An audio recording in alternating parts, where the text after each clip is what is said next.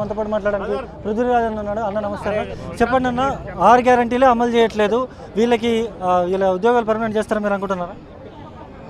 Permanent చేయాలని వాళ్ళకి ఆలోచన ఉండేది ఉంటే వాళ్ళు ఏదైతే చెప్పిండ్రో రాగానే వెంటనే చేసేస్తామని చెప్పి 100 రోజుల లోపటానే చెప్పిండు ఆయన, ఇమీడియట్ చేసేస్తుండే. వాళ్ళకి ఆలోచన లేదు, కానీ మన ఆకలైన వాళ్ళు ఊకుంటారా? మరి అడుగుతాం కదా. వాళ్ళను ప్రజల లోపలికి వీళ్ళని తరోగా ఎక్స్పోజ్ చేసి 6 గ్యారంటీలు ఇక తర్వాత సంగతి. ఇక్కడ వచ్చిన అంశం అవుట్సోర్సింగ్ విధానానికి ఇప్పుడున్నటువంటి ముఖ్యమంత్రి పిసిసి ఉన్నప్పుడు ఆయన గొంతు చించుకొని ఆయన గుండె బయట పడుతుంది అన్నంత అటాచ్మెంట్ వీళ్ళ మీద ఉన్నట్టుగా, వీళ్ళ మీద ప్రేమ ఉన్నట్టుగా బరే డ్రామాలు కొట్టుకుంటూ పోదులు కొట్టుకుంటూ మాట్లాడిన ఆయన.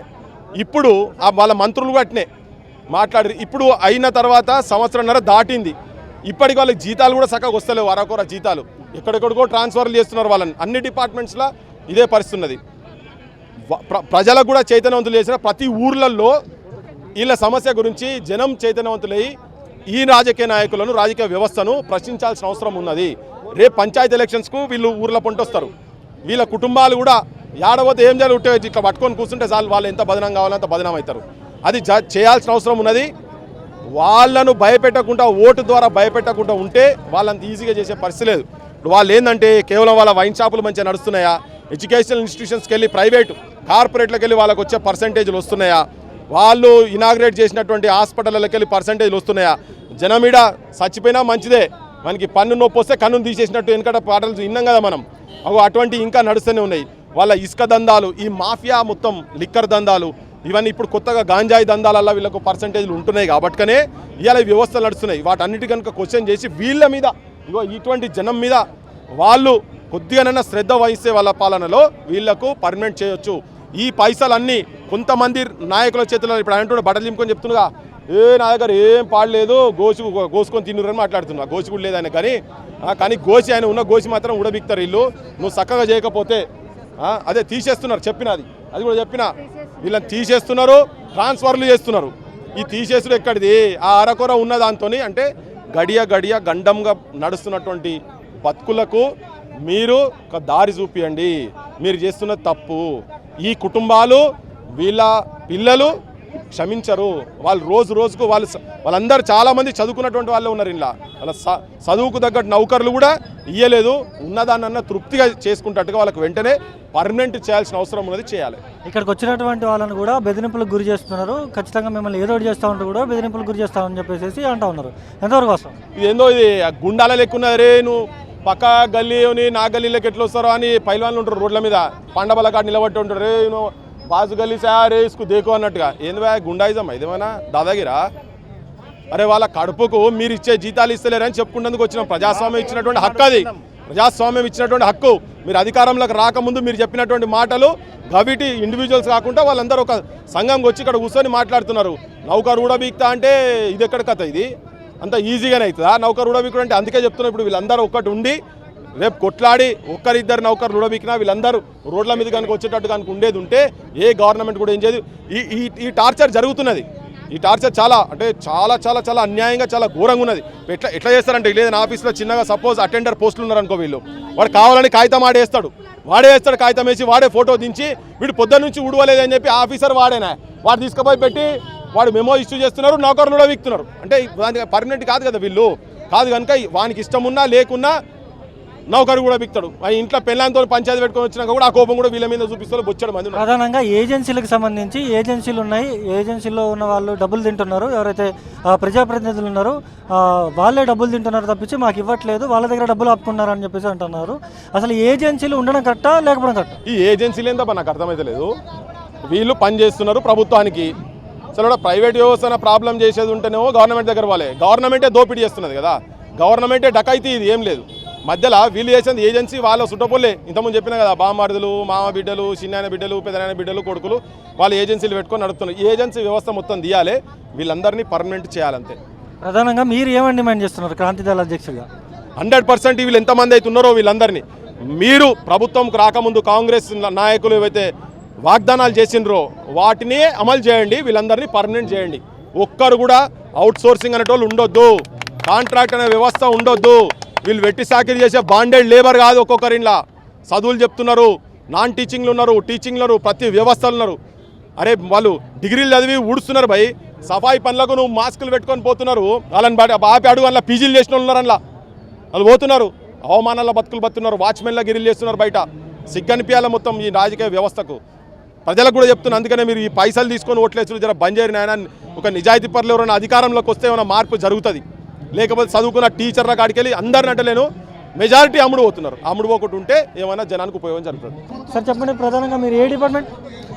మాది higher education government degree colleges Gajwel Telangana. అసలు మీరు ప్రభుత్వాన్ని ఏమని డిమాండ్ చేస్తున్నారు? సార్ మాది ఒకటే డిమాండ్ సార్, మనిషిగా పుట్టినవాడు ఎవరైనా సరే కూడు గూడు నీడ ఈ మూడు ముఖ్యంగా ఉండాలి. అది సామాన్యుడికైనా ప్రభుత్వ ఉద్యోగికైనా అవుట్సోర్సింగ్ అయినా. కానీ ప్రభుత్వం ఇప్పుడున్న ప్రభుత్వం గత ప్రభుత్వాలైనా మనకు ఒకటే అంశం, పనికి తగ్గట్టుగా వేతనాలు.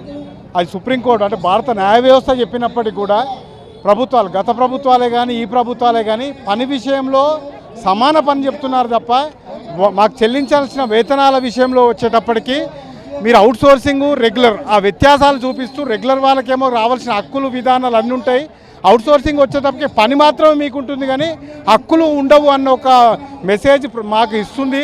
దాని మూలంగానే మేము పని విషయంలో పూర్తిగా పని చేసినప్పటికి కూడా మాకు కావాల్సిన హక్కులు అవి ఖచ్చితంగా మేము డిమాండ్స్ అన్నాం సార్. మా హక్కులు అవి పని చేసినప్పుడు మేము కోరుకునే హక్కు మాకు ఉంది, కానీ ఆ హక్కులు మాకు నెరవేరట్లేదు.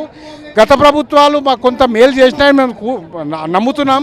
కానీ ఇప్పుడున్న ప్రభుత్వం మేము ఈ ప్రభుత్వం వచ్చేటప్పుడు మేము పూర్తిగా విశ్వసించాం, ఆశించాం, మాకు ఖచ్చితంగా న్యాయం జరుగుతుంది అనుకున్నాం. ఎందుకంటే ఒక యువకుడు ఒక యువ నాయకుడు ముఖ్యమంత్రిగా అవుతున్నాడు తెలంగాణ రాష్ట్రానికి.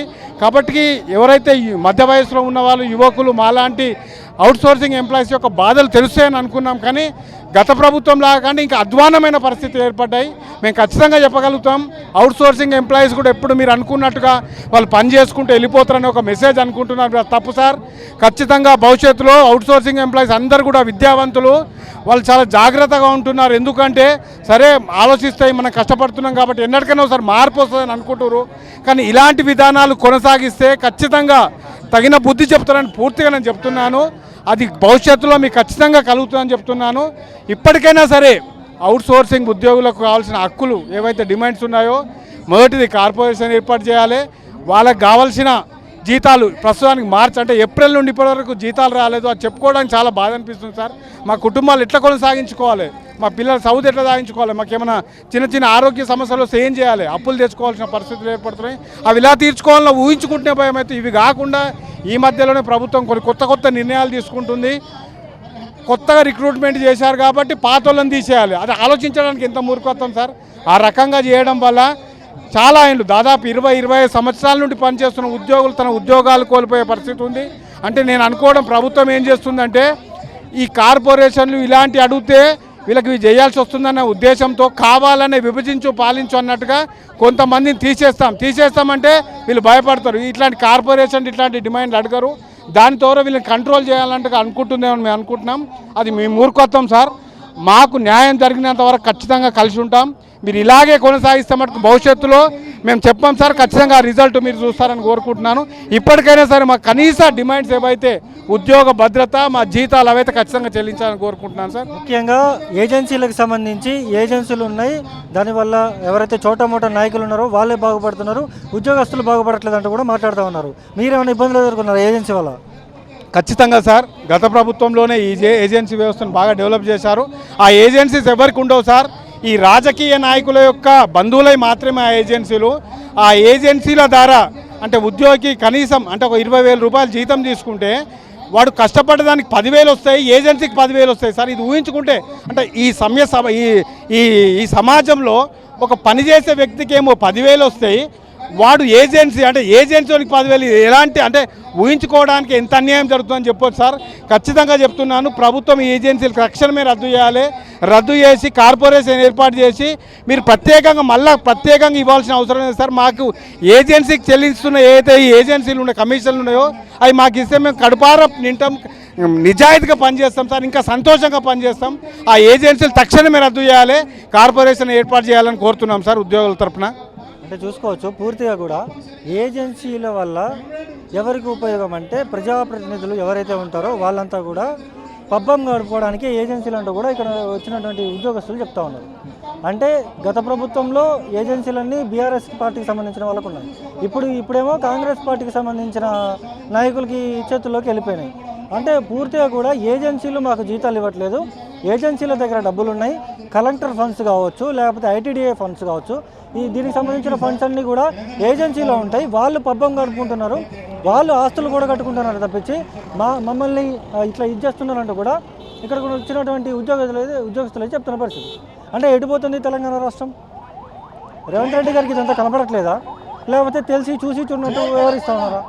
దయచేసి ఇప్పటికైనా వీళ్ళకి జీత వేతనాలన్నీ పెంచాలంటూ కూడా ఇక్కడికి వచ్చినటువంటి ఉద్యోగస్తులు అయితే చెప్తున్న పరిస్థితి. చూస్తూనే ఉండండి మరిన్ని అప్డేట్స్కు సమయ టీవీ. నేను మీ జర్నలిస్ట్.